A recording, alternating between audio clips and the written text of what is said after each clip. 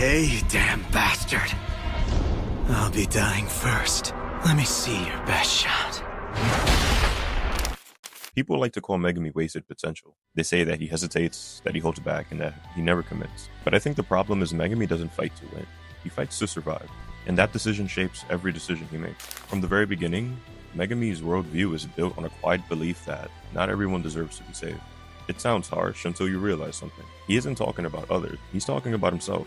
Megumi decides who's worth it, who deserves protection, and who deserves sacrifice. And almost every time, he excludes himself from that equation. It's why he tends to throw himself into danger so easily, why he treats his own life as currency, and why he considers himself expendable as long as somebody else makes it out alive. Megumi has OD ambition, but he lacks self-permission. That internal logic comes from his past. Megumi grows up learning that choice is a burden, that responsibility meant restraint, and that wanting too much is selfish. So when he gains power, he doesn't ask what he wants. He asks what he's allowed to do. That's why Gojo gets so frustrated with Megumi. When he tells him to fight like he's trying to win, he's not talking about brutality. He just wants a little more intent from him, that's all. Gojo sees a student with overwhelming potential who treats survival like success. Restraint can look like virtue, but taken too far, and it becomes a cage. Nowhere is this clearer than in Megumi's own domain. Chimera's Shadow Garden has no wall, no barrier, no declared territory. That's psychological. A domain is a declaration. It's a sorcerer saying, this space is mine. You see, Megumi expands his power, but never claims ownership. Because claiming space requires believing you deserve to take it. His domain reflects his own self-image.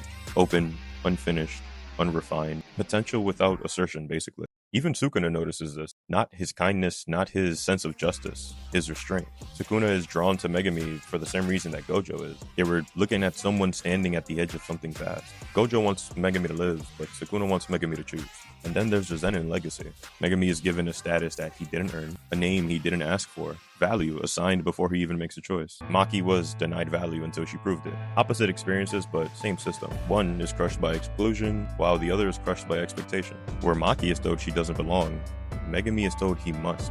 And both messages are cages. Megumi's tragedy is that he believes strength always has to be justified. His story isn't about whether he'll become powerful. It's about whether he'll decide if he's allowed to fight for himself. Because until Megumi chooses himself, he'll never fight to win. He'll only fight to survive. And survival isn't the same thing as living. If there's another character you guys want broken down like this, let me know in the comments. This is Anime Under the Surface, and I'll see you guys next week.